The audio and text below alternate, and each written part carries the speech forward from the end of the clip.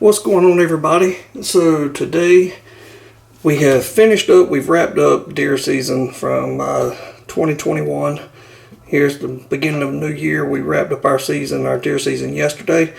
Killed a doe last week, and I put a thing out on our Facebook page asking for recommendations on how to cook deer heart. I've never tried it, I've never cooked it, never prepared it, and I got a lot of good suggestions. So thank you guys for giving us those suggestions. So what I've decided to do today was combine some of those suggestions that I got and come up with something unique to cook. So what we're going to do, we're going to take the deer heart, and I actually kept the inner loins, the actual tenderloin from the doe that I killed last week, and we're actually going to combine the two because there's not a lot of meat from the heart and there's not a lot of meat from the tenderloin, and we wanted to make sure that we had plenty to choose from. So what we're going to do, we're going to prepare something kind of unique, something I think everybody would love. Kind of a Southwest take, but you could do it hors d'oeuvres, you could do it, a standalone meal if you'd like. So I'm going to show you guys how we're going to prepare it and how we're going to get it started. So stay tuned. I hope you guys enjoy this. Okay, so like I said, we actually kept the deer heart and the tenderloin.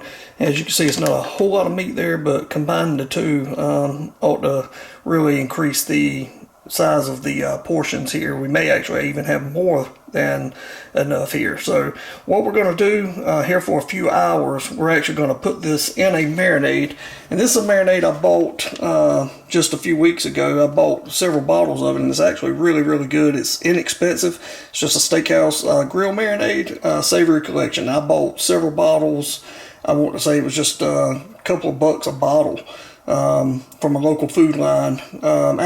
This may have come from a Piggly Wiggly grocery store that we have here in North Carolina, but I'm sure you can find something similar at any steakhouse that you got. But this was an inexpensive one, and you can make your own, which I highly recommend if you've already got the ingredients. I was preparing a lot of meat for the people here at work when I cooked some bear backstrap and actually did some sliced up backstrap tenderloin or backstrap loin for my guys and girl there at work. So that's why it was cheaper for me to buy the several bottles rather than just mixing up a large portion of the marinade myself. But you can Google best homemade steak marinades, and a lot of recipes with that, with oil and Worcestershire sauce and soy sauce, lemon juice, things like that you combine. But this basically had all of the stuff that I wanted in it anyway, and it actually works really good. If you can marinate this for at least 24 to 48 hours, that's what I recommend.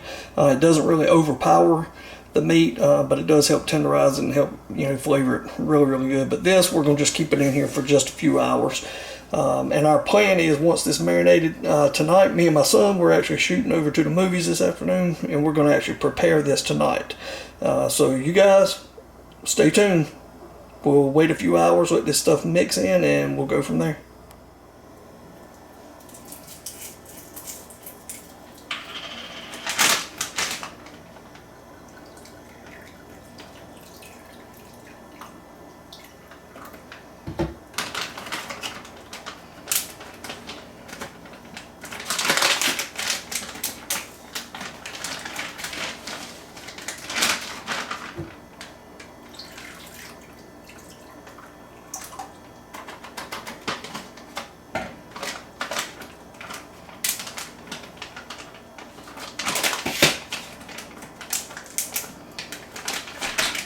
Alright, we're going to put this back in the fridge, let it marinate for probably 4 hours or so.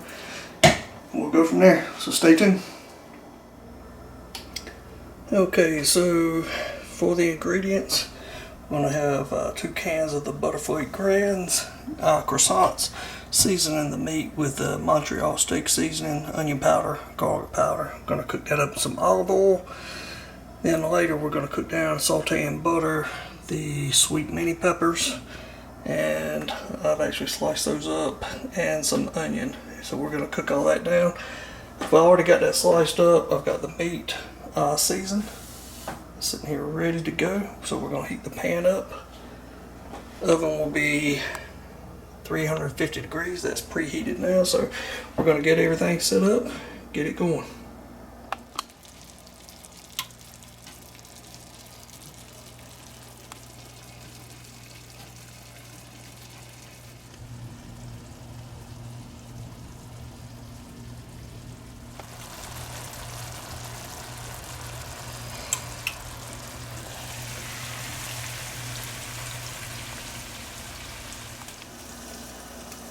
Okay, so the meat is cooked. You don't want to overcook that because it'll get too tough. Venison in itself is very lean.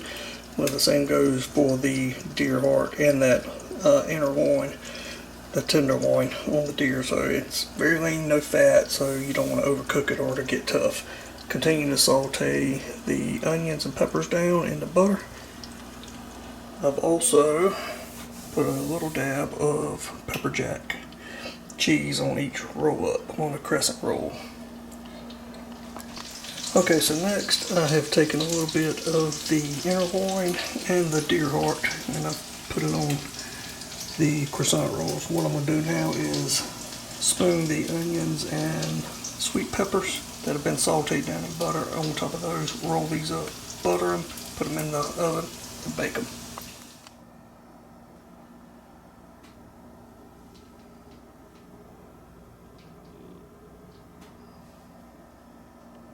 Alright, so they have been rolled up. We're going to put them in the oven at 350 degrees until it looks like they're done. I'm expecting probably 10 or 12 minutes. So we've got enough here for another round. So I'm sauteing more in here now. Just took them out of the oven. I'm not going to lie, they look great.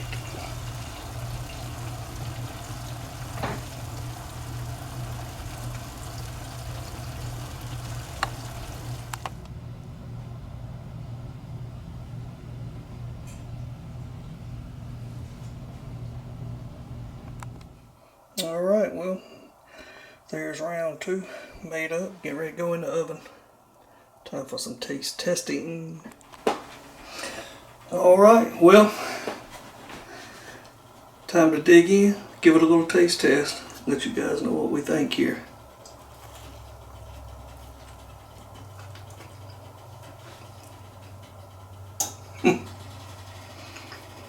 Y'all,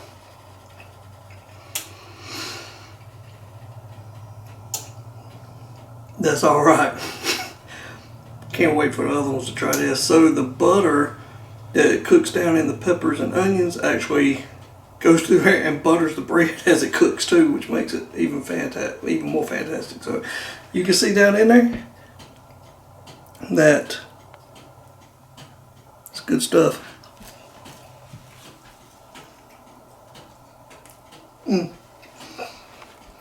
You better try this. And like and subscribe to this video. And subscribe to our channel. Because there's no such thing as smell-o-vision.